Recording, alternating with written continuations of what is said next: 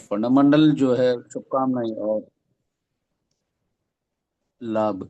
मैं अभी आदरणीय नरेश भाभी से निवेदन करता हूं कि वो अपना सुविचार प्रस्तुत करें।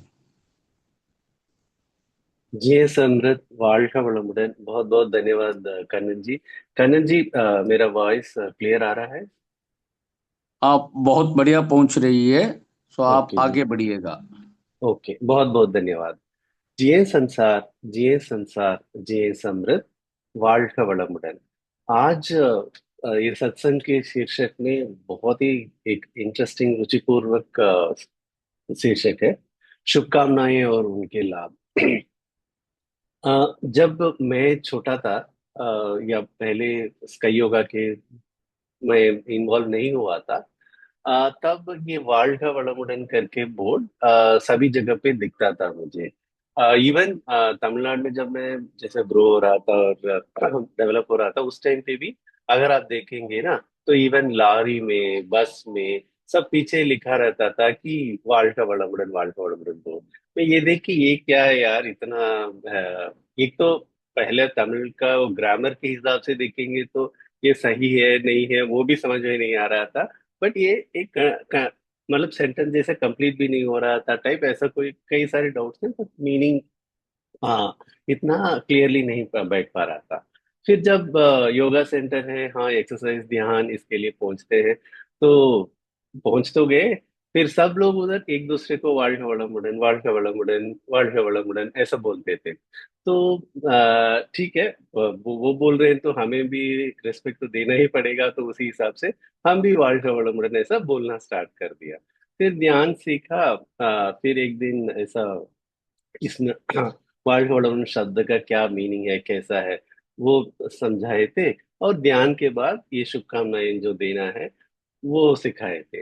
पहले सब क्या होता था, चलो ध्यान करना है तो पहला बैठेंगे ध्यान में, तो कितना टाइम हम ध्यान में स्पेंड कर सकते हैं, कितना टाइम इधर उधर मन भटकता रहेगा, वही एक बहुत बड़ा कठिन कार्य था, है ना।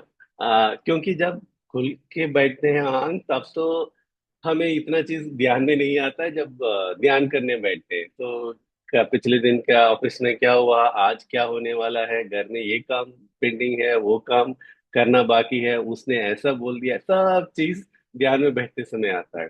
फिर जब ध्यान खत्म हो जाता है, तो अरे जल्दी खत्म हो गया, भागो अगले काम करने के लिए, ऐसे ही था। बट जब करते गए करते गए करते गए, वो ध्यान का कंप्लीटली जो फ्लो है बदल गया। फिर ऐसा भी समय आया कि अरे अभी तो ध्यान खत्म करना है, अभी तो ध्यान से हमें वापस नॉर्मल फ्रीक्वेंसी पे आना है। ऐसे तक वो ट्रांसफॉर्मेशन स्लोली और बहुत अच्छी तरह से, मतलब it's not a simple transformation, it's like a beautiful transformation, वो पर्सपेक्टिव में बदलते गए। तभी इवन तो उसका मीनिंग समझाते हैं कि ध्यान के बाद ये संकल्प क्यों करना है, शुभकामनाएं क्यों करना है। पर जब ओवर द पीरियड जब उसको अप्लाई कर करके है जो हम चेंजेस समझते हैं ना, तब इसका पूरा पर्सपेक्टिव ही अलग से समझ में आता है। तब हम इसको अच्छी तरह से अपनी लाइफ में अप्लाई करने के लिए हम रेडी हो जाते हैं। That is the beauty of this, शुभकामनाएं और उनके लाभ। तो ये बहुत ही इंपॉर्टेंट कॉन्सेप्ट है। आप ध्यान करें या स्काई योगा के हिसाब से अपनी जीवन शैली रखें ना रखें, कोई बात नहीं है। शुभकामनाएं को आप अच्छी तरह इस तत्व को आप समझ लेंगे ना, तो फिर आप किसी भी परिस्थिति में कैसे भी हो, कितनी भी कठिनाई हो, कितनी भी दुखी भरी हो जीवन, सबसे बाहर निकल कर आ सकते हैं। उतना एक महत्वपूर्ण विषय है ये शुभकामनाएं। क्या है, क्यों है, हम देखते हैं इसके बारे में। वेदात्री महर्षि समझा, जनरली हम क्या करते हैं, इसको जैसे ब्लेसिंग्स बोलते हैं।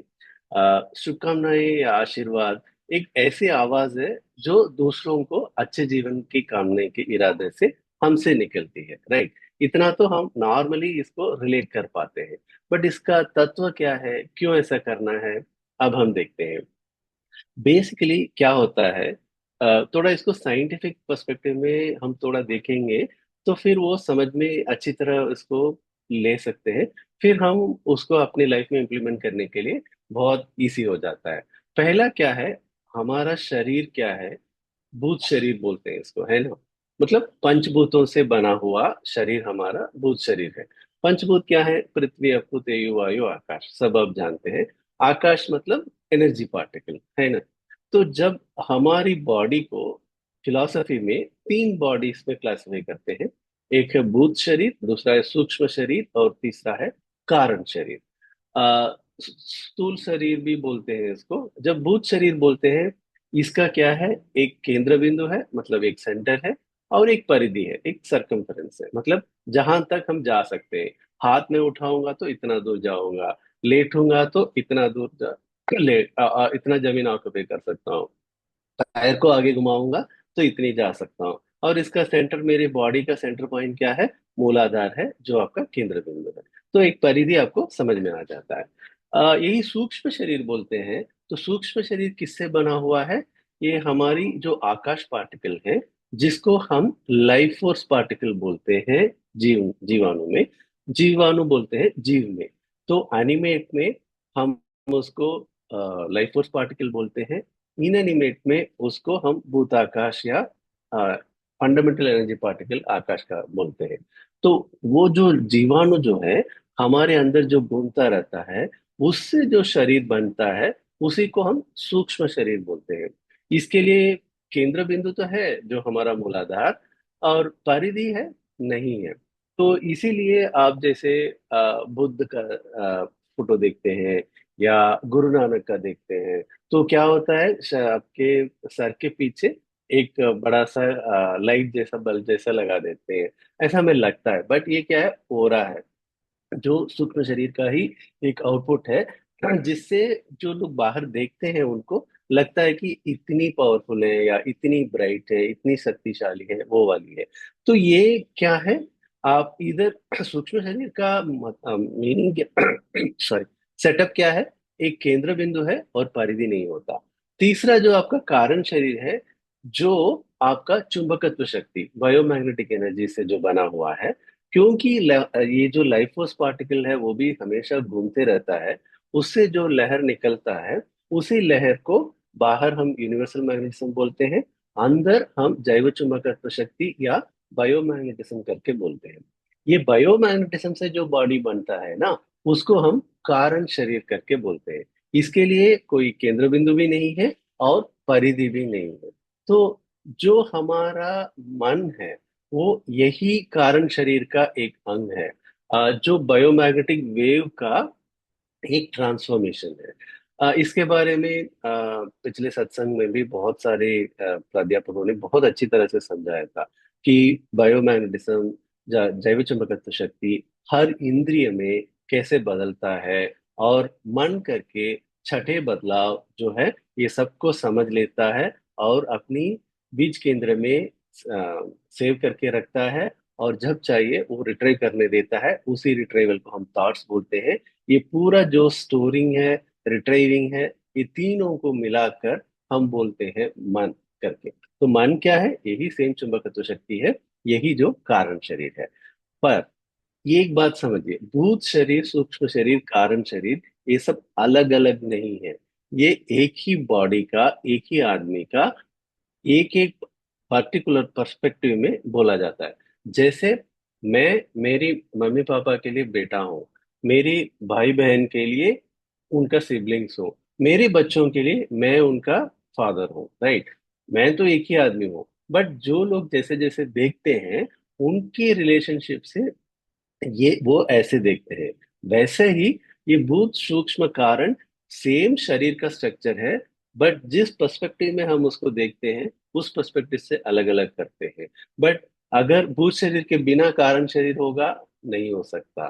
कारण शरीर के बिना भूत शरीर चलेगा जब आदमी कोमा में रहेगा, या बॉडी डेड जैसी रहेगी, तभी चलेगी। तो इसीलिए हमें वो पर्सपेक्टिव को समझना बहुत जरूरी है। जब हम ये क्यों समझना चाहिए? क्योंकि हर स्थिति में क्या है, अपना जो दिव्य शक्ति है, वो ऑपरेट करते आता है। तो उसी को हम अद्वैत फिलॉसफी बोलते हैं, या एक ओंकार बोलते हैं। तो डिफरेंट डिफरेंट पर्सपेक्टिव में, डिफरेंट डिफरेंट रिलीजन में, डिफरेंट डिफरेंट प्रैक्टिस में अलग अलग नाम दिया जाता है। जैसे कर्ता करके बोलते हैं क्रिश्चियनिटी में, अल्लाह करके बोलते हैं इस्लाम में, जो किसी से आप कंपेयर नहीं कर सकते हो करके। एक ओंकार करके बोलते हैं सिखिज्म में। अद्वैत में हिंदू फिलोसफी में बोलते हैं, जो एक ही, मतलब नॉन ड्युअलिटी, मतलब दो अलग है ही नहीं है, सब एक ही है, एक ही का बदलाव है।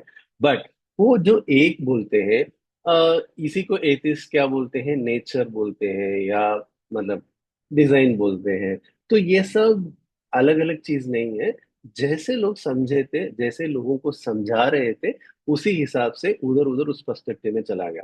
सपोज कल आप एक ही फोरम में आदि शंकराचार्य और से प्रोफेट मोहम्मद, जीसस क्राइस्ट, इन तीनों को बिठा के आप बात करवाएंगे, फॉर एग्जाम्पल इमेजिनरी वर्ल्ड में, तो ये तीन, हाँ आपने जो यही बोला था, मैं यही बोला हूँ, आप भी यही बोल रहे हैं, तो वो एक लाइन पे पहुंच जाएंगे। बट दिक्कत क्या है कि हम साथ साथ में इतनी कहानियां इसके साथ फिट कर दिया लोगों को समझाने के लिए, इतना मतलब ऑर्डर सेट कर लिए, प्रैक्टिस सेट कर लिए, उस चक्कर में हर चीज का अलग अलग पर्सपेक्टिव हो गया, और लोगों को उतनी मेच्योरिटी नहीं है। इसलिए उधर भेदभाव शुरू हो जाता है, मेरा उच्च है तुम्हारा नीच है, मेरा भगवान बहुत ही पावरफुल है, तुम्हारा वीक है। तो ये सब चीजें जब अब समझ में आ जाएगी, तो ये सबसे दूर हो जाएंगे। बट वो जो नेचर है या भगवान है, उसी का एक क्वालिटी है आपका ज्ञान या प्रज्ञान। तो वो कैसे काम करता है? ब्रह्म अवस्था में वही प्रज्ञान है, जिसको हम टोटल कॉन्शियसनेस बोलते हैं। जीव शक्ति में वो शिक्षा ज्ञान है। और जब शरीर में इंद्रियों पर काम करते हैं, तो उसको लगाव या भौतिक ज्ञान बोलते हैं। तो इसको इंग्लिश में जब हम यूज करते हैं word, knowledge, character and total consciousness, मतलब पूरा ब्रह्म में वो टोटल कॉन्शियसनेस है। हर लाइफ फोर्स में, लाइफ फोर्स लेवल पे वो कैरेक्टर में, कैरेक्टरिस्टिक में बन जाती है। और जब हम इमोशनल स्टेट पे, मेटीरियल अट्रैक्शन पे काम करते हैं, वही भौतिक नॉलेज या भौतिक ज्ञान या नॉलेज के रूप में बनता है। तो अलग अलग नहीं है, एक ही है। बट जहाँ वो काम करता है, उसके हिसाब से हम उसको अलग करते हैं, बस। मतलब अलग समझते हैं, करते भी नहीं है। जब हम विचार विचार मैंने क्या बोला था, चुंबकत्व शक्ति का एक काम है, एक कार्य है। वो क्या कार्य है? जो सब चीजें समझकर बीज केंद्र में रखकर, जब बीज केंद्र से हम रिट्रीव करते हैं, उस रिट्रीवल को हम विचार बोलते हैं, थॉट्स बोलते हैं। जब विचारों की प्रकृति के अनुसार चेतना का विस्तार होता है, एक एक क्या बोलते हैं, स्थानीयकरण क्रिया, मतलब लोकलाइजेशन बोलते हैं। इसका क्या मीनिंग है? जैसे हम सोचते हैं वैसे बन जाते हैं। सी, इधर हमें दो चीज को देखना होगा। एक तो प्रज्ञान, total consciousness of quality of the almighty, the divinity और दिव्य शक्ति। दूसरा एक फंक्शन है, जो हमें म्यूटेशन, बदलाव बोलते हैं। ये क्या होता है? जैसे हम सोचते हैं वैसे बन जाते हैं, जैसे हम मांगते हैं वैसे हमें मिल जाता है। क्योंकि प्रकृति जब ये पूरी डिजाइन को बनाया, सिस्टम को बनाया, जो जो जो जो मांगते गए उसके हिसाब से बनता गया। मतलब एक छोटा सा सिंपल सा उदाहरण से देखता हूँ। आदमी जब चिड़िया को देखा, तो वैसा मैं जैसे चिड़िया की तरह उड़ सकता हूँ क्या क्या सोचा, तो उसने उसमें वो ज्ञान मिली, जिससे वो हेलीकॉप्टर, एरोप्लेन बिल्ड कर सकता था। सिंपल, मांगा, प्रकृति ने दिया। समुद्र में देखा, बहुत सारी मच्छियां जा रही हैं, बहुत सारे मगरमच्छ जा रही हैं, अरे डॉल्फिन जा रहे हैं, ये जा सकता है तो समुद्र में मैं क्यों नहीं जा सकता? कि जो सोचा, जहाज बनाया, बस। राइट? ऐसा जो जो चीजों को मांगता गया, प्रकृति देते ही गया। जैसे लोग एक दूसरे से सामने सामने बैठते हैं तो बात करते हैं, दूर बैठेंगे तो भी बात करने के लिए कोई मुझे इंस्ट्रूमेंट मिल जाएगा तो अच्छा रहेगा, टेलीफोन का आविष्कार हुआ। फिर नहीं नहीं, ये तो एक जगह पे मुझे बैठना पड़ रहा है, मुझे तो कहीं भी जाते रहो फिर भी मुझे बात करना है, उसके लिए कुछ अगर इंस्ट्रूमेंट रहेगा तो अच्छा रहेगा, सोचा। तो मोबाइल फोन बनाने का या मोबाइल टेक्नोलॉजी बनाने का ज्ञान मनुष्य को मिल गया। राइट? तो फिर सोचे नहीं नहीं, बात नहीं करना, मुझे देखना भी है। तो आपका वीडियो कॉल के साथ वो फीचर आना टेक्नोलॉजी में कैसे समझ में आ गया। आप तो क्या, अगला AR VR, आप जहां भी बैठे हो, बट आप लगा लो एक मीटिंग रूम में, आपके पार्टनर जिसके साथ आपको मिलना है वो भी फोन आपके सामने, जैसे बैठे वैसे दिख जाएगा, आप भी उनको दिख जाएगा। आप बैठ के बात करो, डील क्लोज करो, आगे बढ़ो, जो भी करना है। तो वर्चुअल रियलिटी, ऑगमेंटेड रियलिटी, ऐसे चीजें बढ़ती गई। तो ये सब कहाँ था? ये पहले नहीं था क्या? 50 साल पहले, 100 साल पहले, 1000 साल पहले ये 3G, 4G, 5G, 6G वे ये सब वे इसी ब्रह्मांड में ही थे। पर हमें वो समझने का आदत नहीं था, या वो कैपेबिलिटी नहीं थी। बट वो कब मिला? जब हम पूछते गए, हमें मिलता गया। तो एक ही चीज है ब्रह्म क्या है? ब्रह्मांड में, प्रकृति में, जो आप मांगोगे वो आपको दे देता है, सिंपल, राइट? तो वो जो मांग रहे हैं ना, उसी को हम स्थानीयकरण क्रिया या लोकलाइजेशन प्रोसेस करके बोलते हैं। शुभकामना से इतनी फायदा होते हैं, वो एक साइंटिफिक में भी बहुत बड़ा मैजिक बोलते हैं। इसी को आप देखेंगे तो कई सारी सेल्फ डेवलपमेंट पोर्टल्स या बिजनेस करने वाले इसको, लाइक बेसिकली जो आई थिंक सीक्रेट बुक जो है माया जाल करके, तमिल में, हिंदी में इतना मतलब लोग उसको पॉपुलर किए हैं कि मैनिफेस्टेशन, ग्रेटिट्यूड, ये सब चीज सिंपली शुभकामनाएं के अंदर ही है। बट उसको समझाने का, उसको एक्सप्लेन करने का उनके तरीके अलग अलग होते हैं। बट थिंक चीजें जो है यही है। एक बहुत बड़ा मनोवैज्ञानिक चमत्कार है। इस तत्व को समझने से व्यक्ति क्या है, लगातार शुभकामना देने के लिए तैयार हो जाता है और सभी लाभ प्राप्त करता है। शुभकामनाएं देने से सिर्फ जिसको देते हैं उसको नहीं है, जिसने दिया उसको भी है। That's the beauty. कि अगर मैं एक चीज किसी को देता हूं तो मुझसे वो कम हो जाएगा, तो बियॉन्ड अ पॉइंट मुझे, अरे कितना मैं दूं? जैसे अभी मेरे बैंक बैलेंस में समझ लीजिए 1 लाख रुपया है। किसी ने बोला मुझे मनी शॉर्ट है, चलो 10,000 रख लो, तो वो उसके पास 10,000 जाएगा, तो मेरे बैलेंस जो है 1 लाख से 90,000 बन जाएगा। और 10,000 किसी को दिया तो 80,000 बन जाएगा, बट ये 1 लाख नहीं रहेगा। बट यही मैं शुभकामनाएं देता हूँ, उससे उसका एबिलिटी बढ़ जाती है। तो उसका जितना भी इंक्रीमेंट होते रहे, मेरा बैलेंस कम नहीं होगा। जितनी भी शुभकामना मैं देता हूँ वो जाएगा, वापस आएगा, और वो जब भी बढ़ता जाएगा, साथ साथ मैं भी बढ़ता जाऊंगा। That's the beauty, right? तो फिर इसको क्यों ना यूज ना करें? इसमें भी एक चीज बहुत समझना जरूरी है। फिर भी ये हिंदी सत्संग है, फिर भी वो वर्ल्ड का वड़मुड़न करके जो तमिल में बोलते हैं, आप किसी भी सेंटर में चले जाइए दुनिया में, ये वर्ल्ड का बड़ा मॉडर्न तो बोलते हैं, किसी भी भाषा में चलते रहे। उसका भी थोड़ा सा मीनिंग समझ लेते हैं। जब ला बोलते हैं, ला एक स्पेशल अक्षर है। वो बहुत ही सीमित भाषाओं में है। जैसे तमिल में है, मलयालम में है, गुजराती में थोड़ा है, मराठी में ला का एक वो जैसे इंफिनिटी सिंबल जैसे डालते हैं। ऐसा कुछ कुछ भाषाओं में है, बट नॉट की पूरी। इट्स नॉट देवनागरी का वो जो बेसिक स्क्रिप्ट में नहीं है, बट कई सारी भाषाओं में ये है। जब भी हम र करके हम प्रोनाउंस करते हैं वर्ड का, वो जो है ऊपरी तालु को जो चूती है, उससे क्या होता है, पिट्यूटरी और पीनियल ग्लैंड एक्टिवेट होते हैं। इस चक्कर में क्या है, आपका जो पिट्यूटरी और पीनियल ग्लैंड एक्टिव होते हैं, तो उससे जो हार्मोन सेक्रेट होता है, उसका एक तो बेनिफिट आपको मिलता रहता है। और दूसरा, स्पिरिचुअलिटी में आगे बढ़ने के लिए लंबिका योग बहुत बहुत एक अच्छी विद्या माना जाता था। उसको समझने के लिए लोग बहुत, मतलब लंबिका योग सिंपली समझना है तो it's kind of a hibernation mode. जैसे आपका कई सारे जैसे स्नेक्स है, लिजार्ड्स है, ये सब समर में सभी जगह दिखेंगे, विंटर में कहीं नहीं दिखेंगे। कहाँ क्या होता है इनको? ये हाइबरनेशन मोड पे पहुंच जाते हैं, ताकि उस समय उसको खाना पीना कुछ जरूरत नहीं है, क्योंकि बाहर आएगा तो फ्रीज में वो मर ही जाएगा। तो इसलिए वो जाके हाइबरनेशन में पहुंच जाती है। और उस टाइम पे वो खाना वगैरह कुछ नहीं करता है। जब गर्मी वापस आती है तो उठ के नीचे से आता है, राइट? तो इसीलिए लैपटॉप में भी उस मोड को हम हाइबरनेशन मोड बोलते हैं, जो उसको काइंड ऑफ डीएक्टिवेटेड स्टेट में रहता है। तो ये एक्टिवेट डीएक्टिवेटेड मोड या लंबिका योग, ये मोड में हम पहुंचते हैं, हाइबरनेशन मोड में। तो बॉडी को बाकी सब रिक्वायरमेंट नहीं है, जैसे खाना, भोजन, वाणी। तो कोई ये पूरा विश्व छोड़कर, अपना समुदाय का जो दायित्व है या कर्तव्य है, ये सब छोड़कर जंगल में बैठ के किसी को ध्यान करना है, मुझे तपस्या करना है, मुझे पहुंचना है मोक्ष, मोक्ष मुक्ति ये सब इसी जन्म में पाना है करके जो बैठते हैं ना, वो हर बार खाना खाने के लिए, भोजन के लिए उसको छोड़ नहीं सकते, राइट? इसके लिए वो लंबिका योग भी कुछ कुछ समय में यूज हो जाता था लोगों को कि ये करके मैं बाकी के लिए ना करूँ, सिर्फ मेरी जो आध्यात्मिक खोज है उसके दृश्य में, उसी पर्सपेक्टिव में मैं आगे बढ़ते रहूं।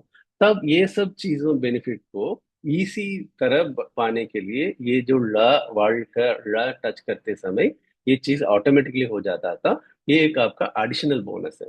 मतलब ला करे ना करे कोई फर्क नहीं है, आप जिए संसार जिए समृद्ध बोलिए ठीक है, बी ब्लेस्ड बोलिए ठीक है, या कुछ भी नहीं है, may the whole world enjoy prosperity happiness and peace बोलिए फिर भी ठीक है। बट ये ल बोलना एक एडिशनल बोनस है, तो इसलिए इसका भी यूज कर लीजिए। अब एक बहुत जरूरी चीज आता है, हम क्यों ध्यान के बाद हम इसको बोलना है, और बड़े लोगों को कैसे बोलना है। ठीक, हम जाके अपने से छोटों को बोलेंगे भैया वर्ल्ड डेवलपमेंट जी ये समझे, ठीक है वो भी ले लेगा, अच्छा चलो बड़े हैं बुजुर्ग हैं, कुछ तो मुझसे ज्यादा उम्र में है या कुछ नॉलेज में है या कुछ पावर में है अथॉरिटी है, तो उन्होंने बोला मैंने ले लिया। बट यही हम अपनी बड़ी सीनियर्स को या कोई लोग मतलब अपना दादाजी या नाना जी या मामा जी काका उनको जाके वर्ल्ड डेवलपमेंट जी सब ऐसा हाथ दोनों एक करके या एक हाथ में ऐसे देते हैं, तो वो क्या सोचेगा, अरे ये क्या है मुझे ब्लेसिंग दे रहा है, राइट। बट अगर उसकी लेवल मेच्योरिटी कम है और उसको ये कॉन्सेप्ट समझ में नहीं आया, तो ऑब्वियसली ये सवाल आ सकता है। बट दिक्कत ये है कि इसके लिए कोई एज लिमिट या अपने से ऊपर से ही लोगों से हमें शुभकामनाएं लेना है या ब्लेसिंग्स लेना है, ऐसा कोई जरूरत ही नहीं है। कोई भी किसी को दे सकता है, और पर्टिकुलरली ध्यान के आखिर में देना इतना पावरफुल हो जाता है कि उसका असर बहुत ज्यादा रहता है। क्यों? क्योंकि जब हम ध्यान करते हैं तो हमारा मेंटल फ्रीक्वेंसी जो है बीटा स्टेट से अल्फा स्टेट या डेल्टा स्टेट में थीटा स्टेट तक जो पहुंचता है, जब उस लेवल पे हम जो विचार निकालते हैं, वो जो चुंबकत्व लहर है वो इतना पावरफुल होता है जो हमारे नॉर्मल जो बीटा वेव से लेते हैं। तो इसलिए इसको महर्षि क्या समझाते हैं कि ध्यान के आखिर में शुभकामनाएं जो हम देंगे, वो मन की तरंगों की फ्रीक्वेंसी इतना सूक्ष्म स्तर पर पहुंच जाती है, तो वो ठीक वैसा ही होता है जैसे धनुष की डोरी से पूरी तरह खींचकर तीर छोड़ना। तीर आप नॉर्मली छोड़ोगे तो एक दूर पहुंचेगा, वही तीर को आप पूरा तरह खींच कर छोड़ेंगे तो बहुत आगे बढ़ेगा, है ना। तो उतना ही है शुभकामनाएं जब हम ध्यान के बाद देते हैं। ये ऊर्जा तरंगों का 5 तरह का मूवमेंट है। टकराव मतलब क्लैश, प्रतिबिंब रिफ्लेक्ट हो जाती है, बिखराव मतलब रिट्रैक्ट हो जाता है, घुस जाना इंटरेक्ट होता, हाँ नहीं, पेनिट्रेट होता है, बहता हुआ रहना इंटरेक्शन होता रहता है। इसके बारे में एक अलग ही सेशन है हमारा वेव थियरी। जब भी आपको मौका मिलता है उस पे अटेंड कीजिएगा, बहुत अच्छी तरह से समझ में आ जाएगा। और ये समझ में आ जाएगा तो दुनिया में जैसे मैंने बोला ना, किसी को भी आप अपने कंट्रोल में ले सकते हैं, और किसी भी स्थिति में आप हैं तो जैसे आप चाहते हैं वैसा आप नेविगेट कर सकते हैं। ये शिक्षा को कौन सीखना नहीं चाहेगा, और हम इसको मार्केटिंग नहीं कर पाएंगे, करना भी नहीं चाहिए, बट ये समझना चाहिए ताकि हमारा जो प्रॉस्पेरिटी अच्छी तरह चले, जीवन हमारे कंट्रोल में रहे। ऐसे नहीं कि जीवन मुझे लेके जा रहा है और मैं जा रहा हूँ, रादर मैं जैसे चाह रहा हूँ वैसे जीवन मुझे चाहिए। इसके लिए ये लहर theory का जो है, वेव theory का, इसका बहुत सारे उदाहरण है। जैसे मतलब एक ही महर्षि बहुत अच्छी तरह से समझाते हैं। देखिए सूरज क्या है, हमें तो पता है कहाँ बहुत ब्राइट है, इसलिए सुबह सूरज दिखना चालू हो जाता है तो अंधकार मिट जाता है, रोशनी आ जाता है, बस। और गर्मी देता रहता है, इसलिए रात में ठंड रहता है। दिन में जब सूरज छोटा छोटा वो उठ के आता है, हल्का सा गर्मी आता है। दोपहर में अपना सर के ऊपर सूरज है तो बहुत गर्मी फील होती है। बिल्कुल, तो सूरज मतलब रोशनी दे रहा है और गर्मी दे रहा है। तो फिर नेक्स्ट क्वेश्चन स्वामी जी का क्या आता है, ठीक है आप सब लोग फ्लाइट में ट्रैवल किया, हाँ ट्रैवल किया, तो जब ट्रैवल कर रहे हो तो आउटसाइड टेम्परेचर कितना है। हम बोलते हैं कि अनाउंसमेंट तो लोग करते हैं -10 डिग्री, -30 डिग्री, -50 डिग्री। तो अगर सूरज गर्मी देता है तो जब आप इधर बैठ भूमि में हो, अर्थ में आप रिसीव करते समय सपोज वो 20 डिग्री का टेम्परेचर देता है, जब आप फ्लाइट में हैं तो सूरज को भूमि से एटलीस्ट 30 किलोमीटर कम दूरी में है तो सूरज के पास बैठ पहुंच जाते हैं। तब बाहर का टेम्परेचर कितना होगा। तो ऑब्वियसली जब कोई भी चीज गर्मी देता है उस चीज के पास हम पहुंचते हैं तो गर्मी बहुत ही ज्यादा ही रहना चाहिए। हाँ, ज्यादा रहना चाहिए, बट फ्लाइट में जब ट्रैवल करते समय आउटसाइड टेम्परेचर कितना है, ठंड है, माइनस है। तो फिर ऐसा क्या हो सकता है कि सूर्य गर्मी देता है, वो सूरज के समय पर बहुत गर्म है, और बीच में फ्लाइट के जो परिधि में हम रहते हैं तब वो ठंड हो जाता है। फिर जब वापस अर्थ में हम पहुंचते हैं तो वो वापस गर्म हो जाता है। ऐसे कैसे हो सकता है? तो फिर तो समझ समझ में नहीं आ रहा है जवाब इसके लिए क्या देना है। फिर स्वामी जी वही समझाते हैं कि देखो, वो जो है सूर्य, सिर्फ सूर्य नहीं, जितनी भी चीजें हैं, जितनी भी जीव हैं, सब ये जो जीव शक्ति की संचालन की वजह से एक लहर को छोड़ता रहता है। वो लहर वो पूरी कैरेक्टरिस्टिक्स को कैरी करता है, और जब वो लहर जहां गिरता है उसी हिसाब से उधर प्रभाव बनाता है। जो सूरज से निकलता है वो सिर्फ एक लहर है। उस लहर जब आपका एटमॉस्फेयर में रहता है, आउटसाइड जो आप फ्लाइट में ट्रैवल कर रहे हैं, उधर वो बदलाव नहीं होता है। इसलिए वो रोशनी हो या गर्मी हो, आपको रोशनी तो मिल जाएगी बट गर्मी नहीं मिलती है। बट यही लहर जब आप पत्थर की चट्टानों पे गिरता है तो उसके हिसाब से आपको गर्मी मिलता है। और यही लहर आपको समुंदर पे गिरता है तो उसके हिसाब से प्रभाव करता है। जैसे हम इधर से सूरज का दूर गिनेंगे तो बहुत सारी लाइट माइल्स अवे है। लाइट माइल मतलब एक लाइट एक साल में कितना ट्रैवल करेगा, उसको हम लाइट ईयर्स बोलते हैं, राइट। बहुत हजारों लाइट ईयर्स दूर है आपका सूर्य। सूर्य से जब एक लहर निकला वो हमें पहुंचते पहुंचते बहुत साल हो जाता है, तो इतना दूर है। पर ये इधर से जब वो सपोज हम बैठे हैं आज चेन्नई में, मुंबई में, और मॉस्को का टेम्परेचर देखेंगे तो मतलब बिल्कुल मैच ही नहीं होता, राइट। ये 20 डिग्री है, वो -5 डिग्री है। तो कैसे हो सकता है कि जब आप 3,000 से 5,000 किलोमीटर में इतना फर्क है, पर इतनी लाइट ईयर्स में कितना डिफरेंस है। तो यही हमें चीज समझना पड़ेगा कि लहर जो है सबसे निकलता रहता है, और जहां गिरता है उसी हिसाब से उस पर बदलता आता है। जल पर वही सूरज का किरण गिरते हैं तो ठंडा महसूस होता है, घास पर गिरता है तो हल्का गर्म होता है, पत्थर पर गिरता है तो बहुत गर्म लग जाता है। तो ऐसे ही महान विचार जो है, जब हम शुभकामनाएं देते समय अगर हमारा मन अच्छे विचारों से भरा होता है तो नतीजे भी अच्छे होते हैं। வாழ்க वளமுடன் या जिए समृद्ध, हम एक रिचुअल की तरह बोलने से अच्छा हम भी अच्छे रहे और वो जिनको हम दे रहे हैं वो भी अच्छे रहे करके मन को उस लेवल तक आप बदल के जब आप देंगे तो आपको भी अच्छा रहेगा और उनको भी जल्दी फायदा मंद होगा, जल्दी असरदार होगा। तो इसीलिए ध्यान के बाद के जो हमारे संकल्प हैं उस पे हम क्या बोलते हैं, देवी शक्ति की कृपा से स्वस्थता, दीर्घायु, पूर्ण समृद्धि, सुयश और परम ज्ञान युक्त जीवन हमें मिले, राइट। तो इसमें क्या है, स्वस्थता का अलग से समझाने की जरूरत ही नहीं है। अगर हम स्वस्थ नहीं रहेंगे तो कुछ काम के नहीं है, राइट। क्योंकि ऑलरेडी हम इतनी लोगों की मेहनत की कमाई से जीवन जी रहे हैं। ये इवन जूम टेक्नोलॉजी ले लीजिए या मोबाइल ले लीजिए, ब्रॉडबैंड ले लीजिए, कितनी लोगों ने इसके लिए मेहनत किया और हमें क्या। और एक एक जो भोजन हम करते हैं उसमें कितना लोगों का मेहनत इसके पीछे है। तो वो सब हम फायदा लेते जा रहे हैं, तो हमें भी वापस देना होगा। उसके लिए हमारा जीवन स्वस्थ रहना चाहिए। अगर हम बीमार पड़े रहेंगे तो हमें देखने के लिए और 5 लोग वापस हमें सेवा करना होगा, तो हमारा ऋण बढ़ते जाएगा। तो बाकी किसी के लिए भी नहीं, सिर्फ ये दुनिया में हम रहते हुए इतनी लोगों की कमाई से जो जी रहे हैं उस ऋण को चुकाने के लिए हमें स्वस्थ रहना चाहिए। जब ये चीजें समझ में आ जाती है ना, तो इस पे कोई स्वलाभ नहीं है कि हाँ मेरी बेनिफिट के लिए मैं करता हूँ, ये विश्व की बेनिफिट के लिए मुझे अच्छी हेल्थ चाहिए। तब हमारा पर्सपेक्टिव ही अलग हो जाती है। इसलिए स्वस्थता को इग्नोर मत करना।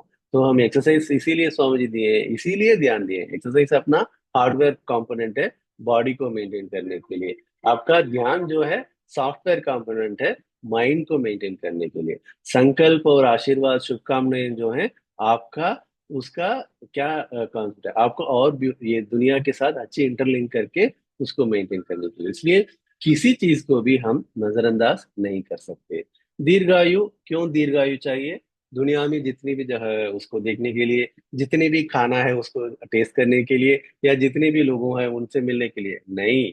इसी जन्म में हमें जीवन के उद्देश्य को प्राप्त कर कर हमारे बीज केंद्र में जितनी भी बुरी इम्प्रिंट्स हैं उन सबको निकाल कर हमें जीवन का मुक्ति, मोक्ष या निवारण, जो निर्वाण जो भी हम बोलते हैं उसको पाने के लिए थोड़ा लंबा आयु चाहिए। नहीं तो ये साइकिल कंटिन्यू होता रहेगा। तो दीर्घायु हमें क्यों चाहिए? ये आत्मा को संस्कारों से मुक्त करने और ईश्वर को पाने के लिए ये जरूरी है। अपूर्ण समृद्धि क्यों चाहिए? समृद्धि जरूरी है क्योंकि गरीबी आध्यात्मिक प्रगति में रुकावट बन सकती है। अगर आपके पास भोजन नहीं मिला आपको तो बार, तो फिर आप तीसरी बार ध्यान में बैठेंगे तो ध्यान नहीं कर पाएंगे। वही जो भूख है आपको उसी की ओर लेके जाएगा। तो इसीलिए हमें जो भी हमारी रिक्वायरमेंट है वो चाहिए। अगर आपको अच्छी गाड़ी चाहिए, हाँ, आपको कर्तव्य निभाने के लिए आपके घर से कार्यालय तक जाने के लिए चाहिए, जरूर चाहिए, तो ले लीजिए। बट ऐसा नहीं कि हाँ मेरे पड़ोसी ने लिया इसके लिए वो एक बड़ा गाड़ी लिया, उसके लिए उससे बड़ा गाड़ी मुझे लेना है, वैसा नहीं चाहिए। जो आपकी रिक्वायरमेंट है उसको फुलफिल करने के लिए आपको चाहिए, वो पूर्ण समृद्धि चाहिए ही चाहिए, वो हमें चाहिए। बट उसपे हमें अट्रैक्शन नहीं है कि हाँ इसके बिना मैं नहीं रह सकता था। सुयश, वेदात्री महर्षि जैसे यश का डेफिनेशन देते हैं ऐसा मैंने कहीं नहीं पढ़ा है।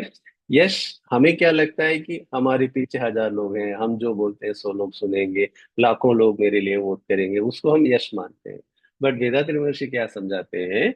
यश जो है हमारे कर्मों से, कार्यों से जब फायदा पाने वाले लोग हैं उनकी मन में एक बनी अच्छी भावना का नतीजा है।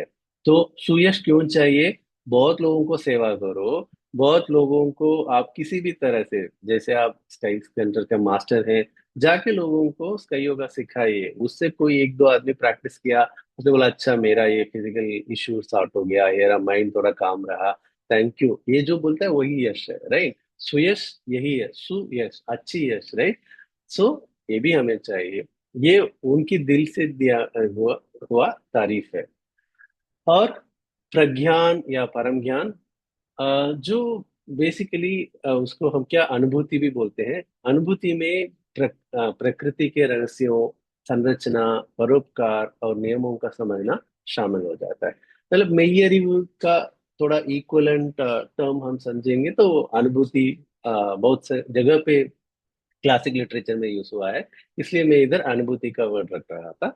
अनुभूति अहंकार से मुक्ति दिलाती है।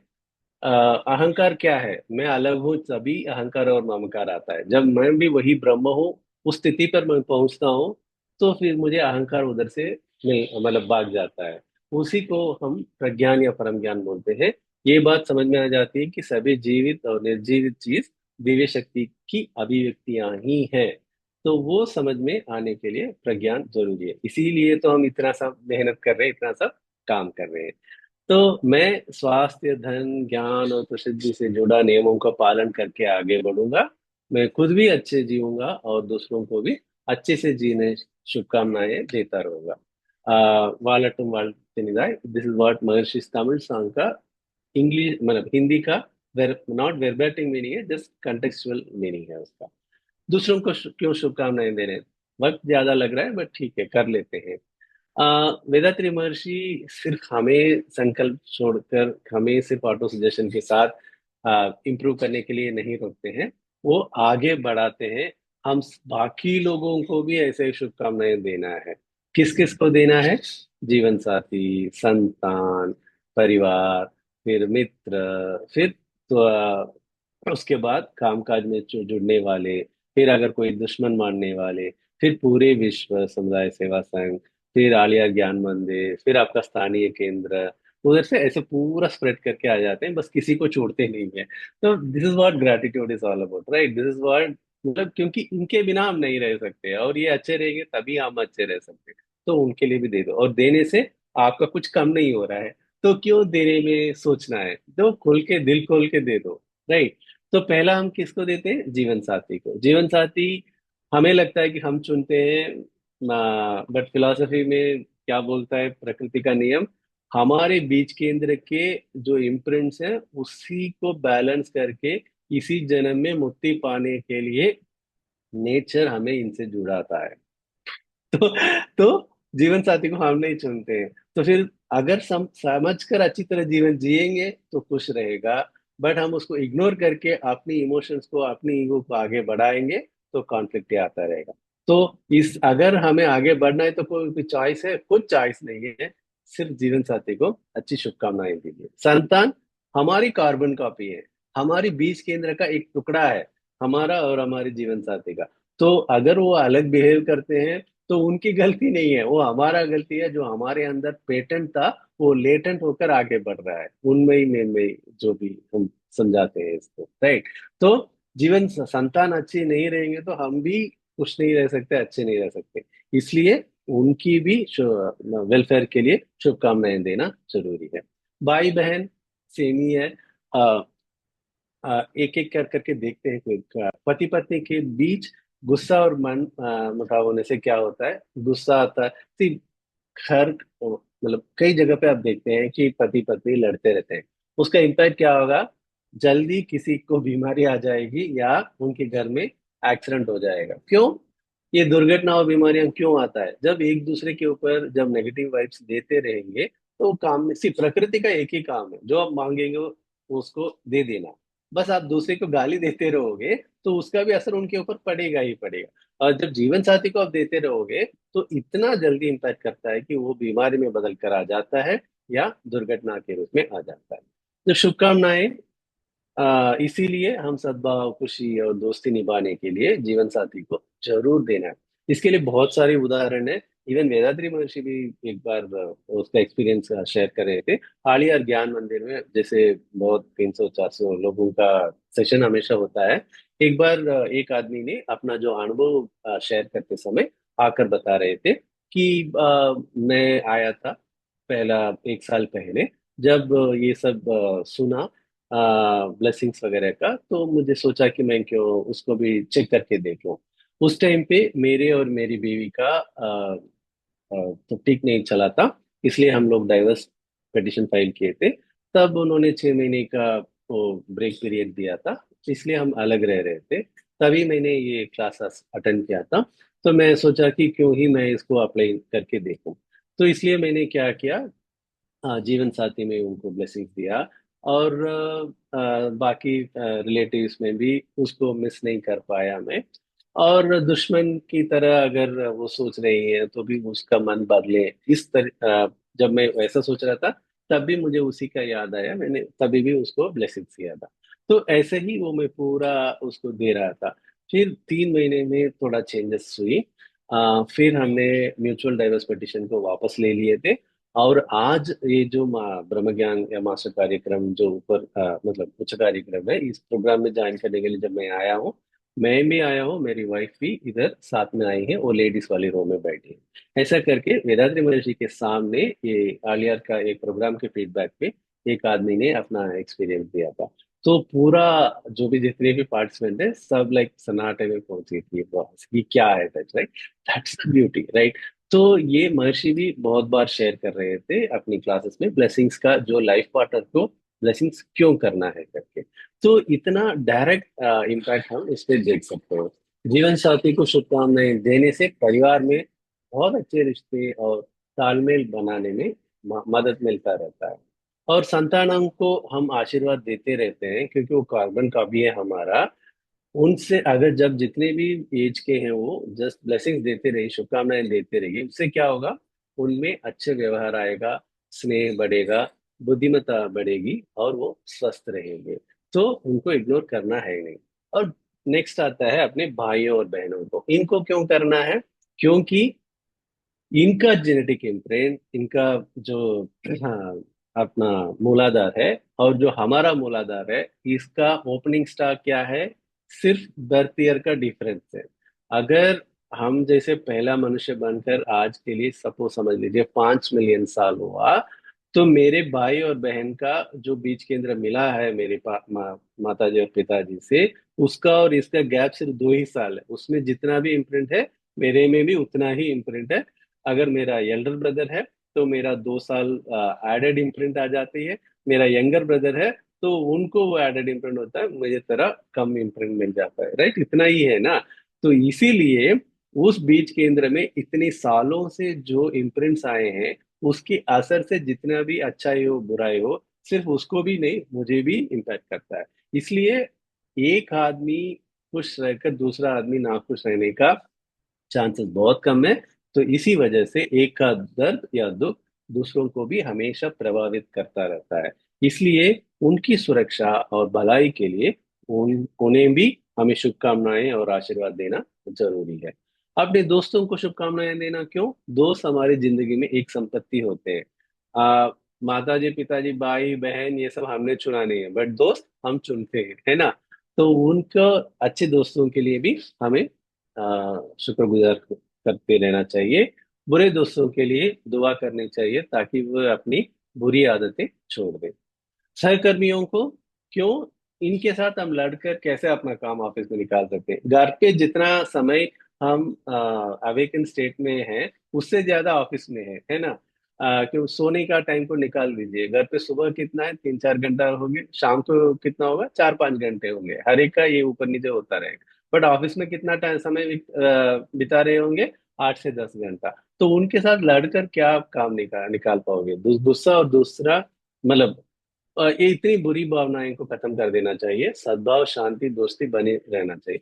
तो इसके लिए भी बहुत सारी उदाहरण है। एक हमारी सेंटर में भी एक सर्विस कर रहे थे, एक स्काई मास्टर। वो खुद ही शेयर कर रहे थे, उनकी वाइफ भी हमारे दिल्ली केंद्र में सर्विस कर रही थी। तो उन वो बस दोनों एक ही ऑफिस में काम करते थे। तो एक बार उनको उनके फ्रेंड्स ने बोला, यार तुम्हारी वाइफ का जो मैनेजर है वो बहुत सताता रहता है, सबको अननेसेसरली इंसल्ट करता रहता है, ये तुम जाके पूछ उसको कि क्यों ऐसा व्यवहार कर रहा है। उन्होंने बोला ठीक है, वो तो वही मैनेज कर लेगी, मुझे कुछ करने की जरूरत नहीं। उन्होंने क्या किया, वो तो सिर्फ ब्लेसिंग्स देते रहे, ब्लेसिंग्स देती रही, ब्लेसिंग्स देती रही। तो उसके बाद क्या हुआ, जो मैनेजर है उसका ट्रांसफर हो गया और कहीं जगह पे चला गया। सिंपल है। अगर माइंड बदल सकता है तो आदमी बदल देगा और उसी फ्रीक्वेंसी में सिंक हो जाएगा। अगर नहीं है तो उस परिस्थिति से वो बाहर चले जाएगा। ऐसी कई सारी एग्जाम्पल्स हमने खुद देखा हुआ है। आप भी अप्लाई करके देखिए तो आपको इसका अच्छी खासी इफेक्ट को आप जल्दी समझ सकते हैं। दुश्मनों को भी शुभकामनाएं देना है क्यों? कोई भी व्यक्ति दुश्मन ऐसा उसकी मन से नहीं बनता। हमारी बीज केंद्र में जो सिंफुल इम्प्रिंट है उसको क्लियर करने के लिए प्रकृति किसी को चुनकर उससे हमें वो दुख देकर हमारी बीज केंद्र को साफ करता है। तो दुश्मन कौन है? वही भगवान का प्रतिबिंब है, वही भगवान का मैसेंजर है। तो उसको क्यों हम दे? सी, कोई भी हमें हानि खुद अपनी मन से नहीं पहुंचा सकता है जब तक हमारे बीज केंद्र में एक बुरी इम्प्रिंट हो। तो फालतू का उनको गुस्सा देकर, उनके ऊपर और नेगेटिव वाइब्स देकर अपने शरीर को भी और अपने मन को भी स्ट्रेस देना जरूरी ही नहीं है। बल्कि आप उसको भी ब्लेसिंग्स कर दोगे तो वो जो बीज केंद्र का सफाई होना है ना, वो सॉफ्ट होगा, इजी होगा, हमें भी ज्यादा दुख नहीं पहुंचेगा और हमें ये अट्रैक्शन नहीं रहेगा। तो इसीलिए हमें दुश्मन को भी शुभकामनाएं देते रहेंगे तो हम अच्छी तरह से उनको भी बदल सकते हैं और हम भी और बुरी कर्म ना करके बच सकते हैं। इसलिए हमें दुश्मनों को भी देना जरूरी है। फिर हर काम दूसरों के फायदा से होने से हम पूरे विश्व को भी जिए समृद्ध करके ब्लेसिंग दे सकते हैं। वो बहुत शक्तिशाली और फायदामंद होती है। வாழ்க வளமுடன் हो, ये வாழ்க வையகம் या जिए संसार, வாழ்க वளமுடன் या जिए समृद्ध, इस सब शब्दों को जब हम बार बार बोलते रहते हैं, उससे हमारी वर्ल्ड के साथ अच्छी कनेक्ट हो जाती है। सिंपल, मतलब स्वलाभ भी है और परलाभ भी है, कि हमें भी बेनिफिट मिलता है और पूरे विश्व को भी बेनिफिट मिलता रहता है। तो सिंपल है, बुराई खत्म हो जाती है, नेक काम करने के लिए सब बदल जाते हैं, दोस्ती बढ़ जाती है, मन सूक्ष्म स्तरों तक पहुंचता है, गुस्सा दूर हो जाता है, दुश्मनी दोस्ती में बदल जाता है, काम सुधरता है, विचार नियंत्रित हो जाते हैं। इतनी बेनिफिट हैं आपको शुभकामनाएं या आशीर्वाद देते रहने में। तो हम क्या करें? हमेशा विश्व की बेनिफिट के लिए विश्व को जिए संसार जिए समृद्ध, वार्ल्ड का वैयहम वार्ल्ड का ब्लेसिंग्स, शुभकामनाएं देते रहेंगे। अगर आपको टाइम है, बस में जा रहे हैं, मेट्रो में जा रहे हैं, फालतू का खड़े हैं या ड्राइव कर रहे हैं, ब्लेसिंग्स देते जाइए, जिए संसार जिए समृद्ध, वार्ल्ड का वैयहम वार्ल्ड का वैयहम वार्ल्ड का वलंबड़न। कोई कमी नहीं है आपको। या मैं नहीं नहीं मैं तो 10 लोगों के साथ जाता हूँ, मैं मुझे प्रोनाउंस करना मुश्किल है। सुबह उठिए, फिर वापस बोलिए, और 10 बार जिए संसार जिए समृद्ध बोलिए, वर्ल्ड का ये मालूम बोलिए। या उधर भी टाइम नहीं है, रात में बेड में पहुंचते हैं, लेटते समय बोलिए जिए संसार जिए समृद्ध। कभी ना कभी बोलते रहिए। इसी को चैनलाइज करने के लिए हम दिल्ली एनसीआर स्केटर्स में ना रोज शाम को 8 बजे से 8:30 तक एक हाफ 1 आवर रख दिया, जिसको भी आना है आके बोलते रहो जिए संसार जिए समृद्ध, और रोटेशन पे अनम्यूट करके सबके लिए सुनने की तरह बोलिए। फिर बाद में म्यूट करके बोलते रहिए, आधे घंटे रोज आप दुनिया के लिए, भलाई के लिए आप कुछ कुछ लहर निकालते रहेंगे। सिर्फ वो विश्व की शांति के लिए काम नहीं करेगा, उसकी वजह से आपके भी विश्व के साथ तालमेल बढ़ेगा, क्योंकि लहर का जो असर है वापस आपको देगा, तो आपको भी बेनिफिट होगा। इसी को हम यूज करेंगे तो ही जीवन में कई सारी चमत्कार हम खुद देख सकते हैं। वक्त ज्यादा लग गया, फिर भी मतलब पेशेंस से सुनने के लिए आप सबको धन्यवाद और शुभकामनाएं दे देता हूँ। इसको, थियरी को समझने से ज्यादा अप्लाई करके हम फायदा ले सकते हैं। वही मेरी रिक्वेस्ट है कि आप इसको अपनी लाइफ में यूज कीजिएगा, और दिव्य शक्ति और स्वामी जी की कृपा आपको और सारे खूब सारे समृद्धियां आपको दे। जिए संसार जिए संसार जिए समृद्ध, वर्ल्ड का वलंबन। धन्यवाद कनन जी, थैंक यू एवरीवन। जिए संसार जिए संसार जिए समृद्ध, बहुत ही प्रभावशाली